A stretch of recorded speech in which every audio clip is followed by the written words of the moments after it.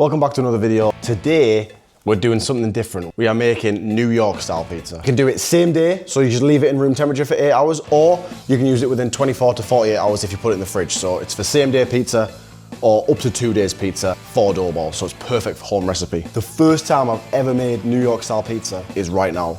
And you can make it in the Roccbox. So that's exactly what we're gonna do. All these recipes are out of this Gozney Pizza volume book, volume 1. This is what we're cooking up.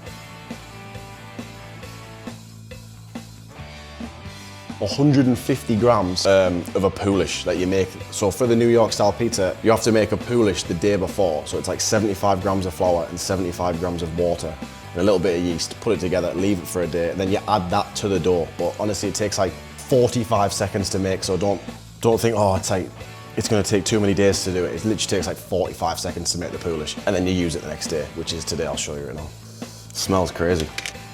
Look at it dripping and drooling. Drip or drown. And you add that to the mix. It's 590 grams of cold water, 570 in one glass, and 20 grams in the last glass. Let's get started. Add the first water, so that's all of this. 570 grams of cold water. Yeast and the poolish to the mixer and mix at a slow speed for a couple of minutes. Yeast, 2 grams of yeast, pretty self-explanatory. Let's add this poolish in if we can. I'm gonna use a spatula because it's super sticky. Let's see if I can pull it out like that, look. That's good enough for me, honestly. The next step is mix it around. So, I don't have a door handle. I've got my little door handle on a slow speed. So let's just turn it on a little. There we go. For a few minutes, let's show you this. Still seems fairly fast, that, even though it's a slow setting, but it'll be fine, trust me. If your mix is the same, it'll be completely fine. Done it millions of times.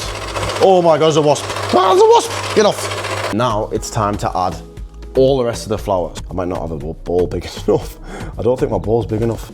This is gonna go everywhere. Oh no. Right, I'm gonna have to keep it super slow till that mixes in. Because sometimes you'll go too fast and it just throws the flour up, but there's a lot of flour there, like 1 kilogram in there. Mix it for like 5 minutes till there's no dry bits. So I'll see you when there's no dry bits in a few minutes. Call the flour dance, mate. I'm just gonna move it, adjust it in the bowl a bit so it gets, because the mix is not massive, so sometimes in the middle it'll have dry bits. So we just take it off the hook, readjust it all, and then put it back in. Nice and slow. Slow speed for 5 minutes, yeah, slow speed. Also, check the freaking merch, mate. So sick. Now that's all mixed together, as you can see, look. Big boy. Okay, next steps, add the salt and add the 20 grams or mil of water. And then once that's mixed in, we'll let it rest. And we'll add the olive oil slowly throughout it.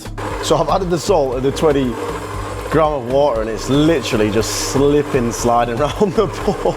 Let's give it a quick minute, but that's New York style, so. If yours is doing this, slipping, sliding around like it's going surfing or sledging, because all outside, the water's on the outside, so if we can get the inside, just squish it. You basically just want to just give it a little bit of a nudge with your hand, and then put the mixer back on, and it should distribute the water a bit better, because it's just sliding around the bowl right now. It's still slipping, sliding a little bit, but anyway, it redistributes the flour, it just gets it kneaded better. Has to be done. It's better than leaving it. So next step is add the oil gradually while it's kneading. So I'll knead it like this for a little bit, let it rest for another 2 minutes just to kind of spread the love, and then let it settle, let the gluten form, then put the mixer back on a medium speed and gradually add the oil so it mixes it within. And then we should be done. One more step and then we can eat it. Get that mixed in. So how much is that? 40. So basically three times until it forms together. Then we're gonna let it rest. Then we can ball it up. All right, that is seriously combined now. So once olive oil and everything's mixed in, leave that for 5 minutes. Then we'll take it out and we'll ball it, and I'll put it straight in my dough tray.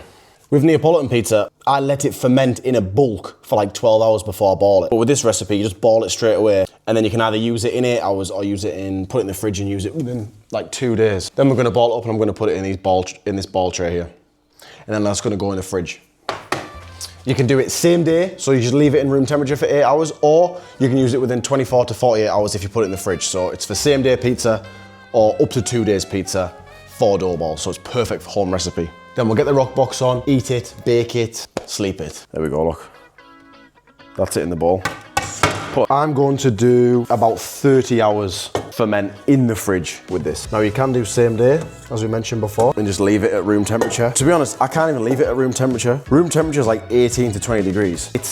I'm not being funny, look. It's 28 degrees in it. Because the sun, I mean, I'm not gonna leave it in this room anyway, but the whole house is boiling, so can't really do room temperature. It's too hot in the summer. This dough ball here is gonna be segmented, and I'm doing it in 250 gram dough balls. I'm doing it in 250 gram dough balls because I've got a 12-inch peel, and if I do a bigger, it'll be 14-inch, it won't fit. This is a 12-inch peel. So if you've got a 12-inch peel like this, 250 gram dough balls is your sweet spot. Not used to such a small batch of dough. It's quite sticky actually. If it's too sticky and you can't handle it, you just gotta be quick. If it's too sticky, you just put some little bit of oil on your fingers and it won't stick, but I'm not doing that. I don't need to do that. So, got a little ball there. Scales are here, dough balls there. So how much is this? 450. Holy moly, is that right? Okay, so I've got that wrong.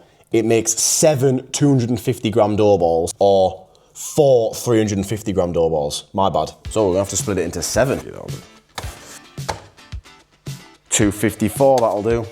Don't have to be absolutely bang on. I'm not being that scientific with it. This is what you guys should have. 7 dough balls, and you should have a dough tray of some kind, or you can just use like 7 individual plastic containers. So don't put any flour in the dough tray because you don't want to ruin the hydration of the dough. So if you put like loads of bread flour in there, it's going to absorb into the dough ball before you cook it, and the hydration is going to be less, so it's going to take longer, blah, blah, blah, blah. All you need to know is don't put flour in a tray. This is how you ball a dough ball the easiest way. What I like to do is flip it down this corner, touch that corner, and just kind of drag it a bit.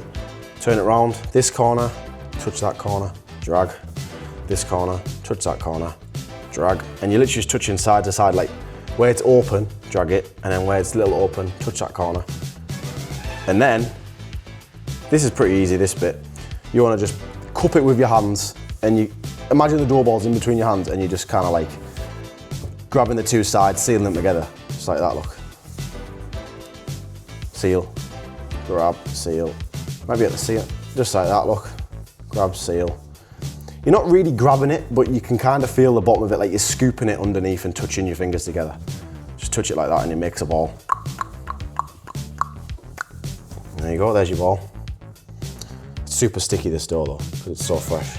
There's your 6 New York style dough balls, 250 gram. Put the lid on. So I'm gonna put that in the fridge now for 24 to 30 hours probably, and I'll see you when I've got the oven out and we're gonna cook it up. So, see you in the next bit. All right, it's the next day. Time is 6:24, if you can like see that the other way. Plan is, so I've got the dough out. So technically it's been 24, it's been like 28 hours or something like that. 27, 28 hours. I think it was like 1, 2 o'clock yesterday. So let's just say 28 hours, okay? So if you're doing this at home, 24 hours, it'll be exactly the same. I got the dough out of the fridge about half an hour ago or something. It says you're meant to leave it 3 to 6 hours for it to warm up to room temperature. But this room temperature is 25 degrees. So for your calculations at home, if you're getting the pizza out the fridge 24 hours later, and it says 3 to 6 hours room temperature, that room temperature is like 18 to 20 degrees. So this room I'm in right now, 25 degrees. So that's gonna accelerate it. I don't even bloody know. So I'm not gonna even do 3 hours. I'm probably gonna do like an hour and a half or something. 2 hours, probably not even 2 hours. I'm just gonna put the oven on now. Anyway, I'm blabbering. Plan is, I've got 6 dough balls, and they are fat dough balls as well, by the way. 1 margarita, 1 pepperoni, and the 4 undisclosed, not for you to see. If you're interested in this, 1 margarita with fior di latte and grated mozzarella, and another one with fior di latte, grated mozzarella, and pepperoni. Grated mozzarella like from Sainsbury's, dry as a bone, that you guys could get at home. So if you want to see the results of each one, just skip this video to that. The New York style pizza is completely different. You want a low flame, and you want to like turn it around once a minute, keep it turning. It's harder, it's crispier, the bottom's a harder base. It's a harder, crispier, crunchier pizza. It's not as fluffy as the Neapolitan. It's not as quick and fluffy. If you imagine it, hot oven, really quick explode puff, that's Neapolitan. If you imagine like colder oven, lower flame, like your house oven, for instance. Like the New York pizza shops, they just have like a big industrial pizza oven. It's not a fire, it's not a flame. So it's harder to do in the Roccbox. So if you want to see a nice crunchy pepperoni pizza, keep watching this video. To get the balls out. These are seriously puffy compared to the Neapolitan ones. There's a dough roll for your lips, look. You can literally use this cheese, that's what I'm going to use today. Some fresh fior di latte mozzarella that I've got from my pop-ups. and we're gonna mix and match.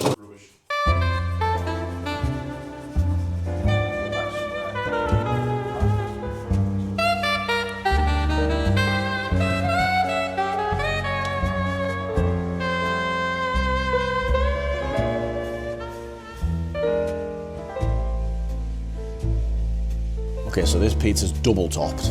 I've used fresh Fiordalac mozzarella and I've used the grated mozzarella. And then I'm just gonna give it a little bit of olive oil on. The oven's, 350 degrees, like it says, and I've turned the flame right down, so that's Roccbox rules. Move it 90 degrees every minute. So that's just each side. So you go 1 minute, 1 minute, 1 minute, 1 minute. And it says last minute, turn the flame full, like for a nice colour. So let's give that a go. So she's baking. Obviously it's not that aesthetically pleasing right now, but at least it's rising from that side. It's rising from every side. And we've just got that side left to bake, and I'll turn the flame on full. So now I've turned the flame full and it's going bloody bonkers in there. I'm just going by eye. And so I turned it 90 degrees every minute, then I blasted it. And one of the sides is not coloured enough, so I'm just putting it back in and giving it a little blast, so that's just my personal preference. Okay guys, I think that should be done now. There she is.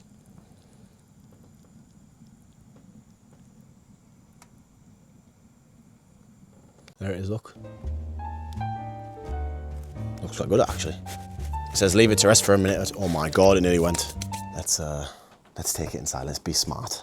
Right, let's give this baby a slice. Now, slicing it with the scissors because it's on this little pizza screen and I don't wanna, it's hard to use a thingy on that, use a pizza cutter on that. This looks really good. And I like New York style pizza. This is super cheesy as well. I think I put too much cheese on. You can never have too much cheese, can you? See the colour coming through. Sliced, let's see what it's like. So, there it is. Oh yeah, baby. There's the crust. Nice and puffy. Really cheesy. If I do that, it'll probably fall off.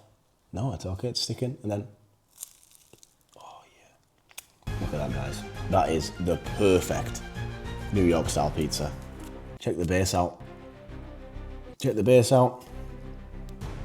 Check the crunch out. And check the cheese out. All right, that was a success. Very happy with that. New York style plain cheese pizza cooked in the Gozney Roccbox. Cheers. That's seriously good. And it's nice and crunchy as well, listen. Feels like I'm in New York, ciao bella. I normally push the air. So you're still gonna push the air to the outside like this. But I'm not gonna do a Neapolitan slap with this dough, which is where you go with it, because it's not Neapolitan pizza, New York pizza, and I don't wanna affect it at all in a bad way. So I'm just gonna do it what I think is the best way to do New York style pizza. So if you guys are doing it at home and you want an easy way to stretch your dough, this is by far the easiest way to stretch your dough. So once you've pushed the air out, turned it around, push the air out, put it on your hand, move all the rest of the semolina out the way. I use semolina flour. You want to keep the crusts, keep the air in the crusts, what you've just done. Scoop it up, put it onto your knuckles like this. And then you literally just let it drop, pass it to the next knuckle, underneath, let it drop, pass it to the next knuckle, underneath, let it drop. There you go all the way around until you think, it's probably about big enough, drop it down. And there you go. You literally just let gravity do the work. And there, you have a perfect base. I suppose that's what a 12-inch screen there.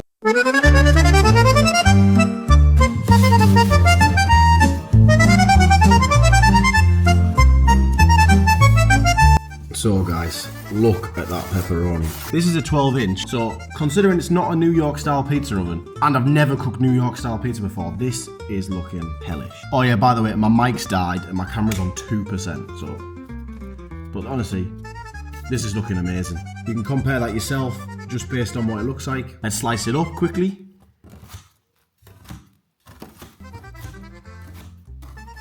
Right dudes. Which slice am I going to show you? Let's just show you this one because it's right there. So I hope you guys are hungry because that is freaking cheers. Look at that there. Pepperoni, oily, crispy, crunchy, puffy. That right there is New York style pizza, guys. Cooked to perfection. Feast your eyes on that. Could be a little bit crispier on the bottom, but that's, you know. All right, if you can't tell, I'll switch to my phone. So, here's the New York style pepperoni look that we just had. We've just been talking about. A little bit of inspiration for you when you make the dough, but that's the first time I've made it, and it's probably the first time you're gonna make it. So there's a little New York style pizza in the Roccbox. You're very welcome. I've had fun and my belly's full. Hopefully you've had fun. This camera's so freaking awkward to use. If you made it this far, thank you so much for watching the video. Don't forget to subscribe for more pizza content. I'm Tom, this is Mozzarella. See you later.